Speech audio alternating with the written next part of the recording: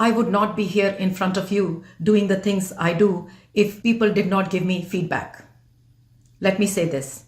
My dear colleagues, superiors, friends, and family, I appreciate you for giving me feedback, positive or negative.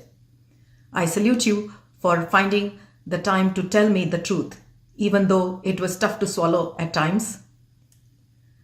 Friends, today I'm going to talk about why giving feedback to the people we work with is so critical. We must not procrastinate this task, and it must be done with honesty and finesse. So let's get started.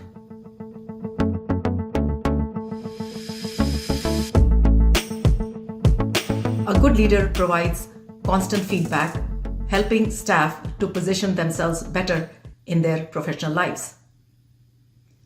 I like Ken Blanchard's quote, "Feedback is the breakfast of champions." But at times, I wonder if this metaphor is appropriate because many leaders avoid this breakfast altogether and others have a hard time swallowing it. So why is that giving feedback is one of the least favorite roles that leaders are required to perform? This is especially true when it comes to corrective action. I have heard many reasons from the leaders I coach. I was once talking to a physician executive who admitted to dreading giving feedback to her subordinates because she did not want to ruffle any feathers.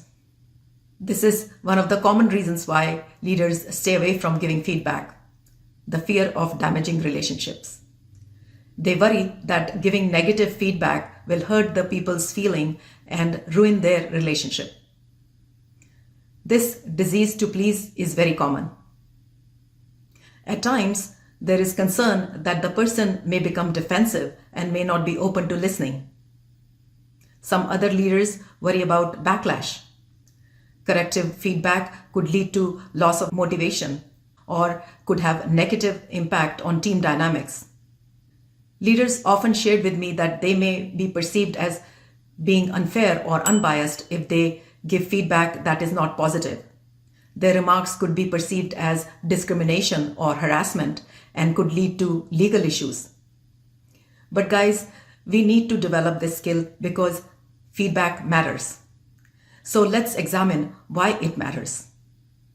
First of all, not finding the time or courage to provide feedback can deprive people of growth opportunity. Leaders thrive when their people thrive. The importance of feedback for personal and professional growth cannot be underestimated, particularly in my profession where healthcare providers need real-time feedback. According to Harvard Business Review, 70% of employees feel feedback from their superiors would improve their performance. People also prefer that leaders don't beat around the bush and be direct because feedbacks give them a chance to evaluate themselves and understand how others perceive them. You know, the sandwich technique often taught for giving feedback tries to sugarcoat performance issues, and that's why it has fallen out of favor. Please watch my video to understand why we should ditch the sandwich. Guys, in my experience, people are very open to changing if they are made aware how they negatively impact others. Various studies have found that 60% of people prefer feedback to pure praise. People want to know the truth if they are not doing good work. And if you keep them in the dark, then how will they change and how will they become effective? In high-stakes environment of healthcare, physicians who are treating patients must know if they are making a mistake because the consequence of making a mistake can be lethal to the patient. I often have students and residents working with me who are learning new skills. I know that serious mistakes can be made unintentionally while learning. They are human beings and they are learning. They will make mistakes. Therefore, it is critical that we create a culture that welcomes these discussions so grave errors can be avoided. In Emergent situations, such as while operating on a patient in OR, feedback has to be given on the spot because there is no room for error when patient's life is at stake.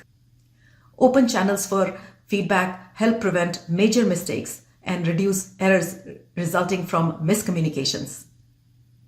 Guys, clear communication about performance issues also prevent negative feelings in those who made an error.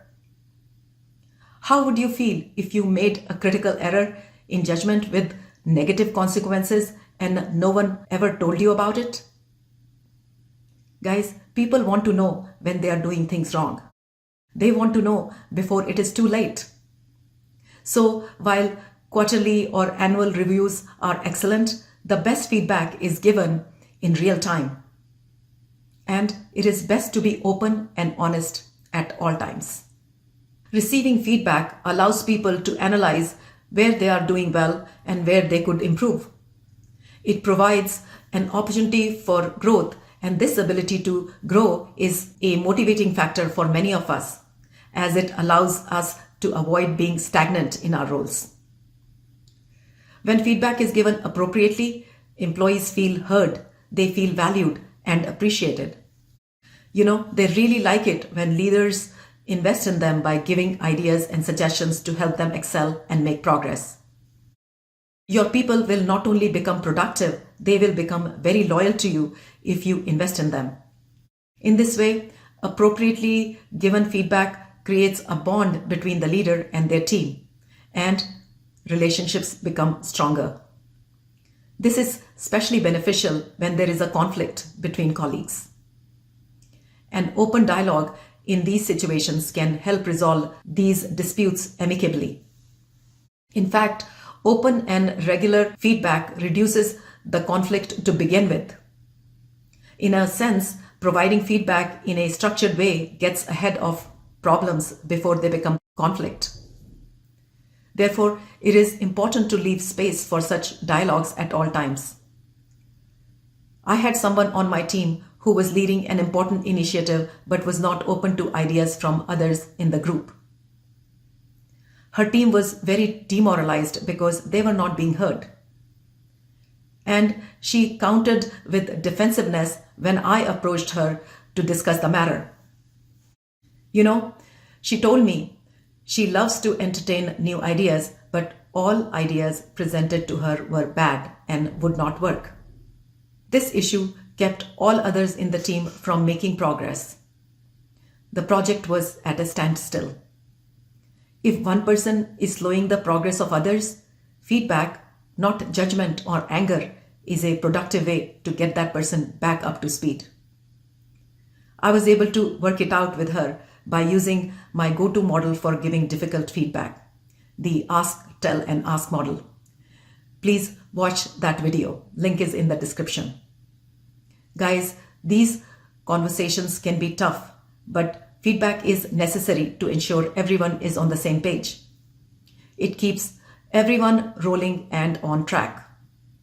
One study found that 40% of workers are disengaged when they are not receiving feedback. So regular feedback keeps them engaged in their jobs.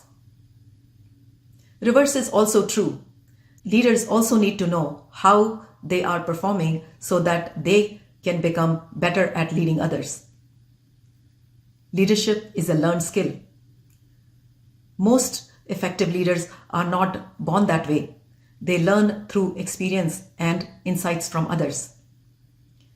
360-degree feedback from their team and colleagues helps them become a better leader. In summary, feedback is a critical part of effective communication. If you're uncomfortable giving feedback, you are not alone. Many of us don't know how to approach feedback in a constructive manner. Sandwich technique will not work.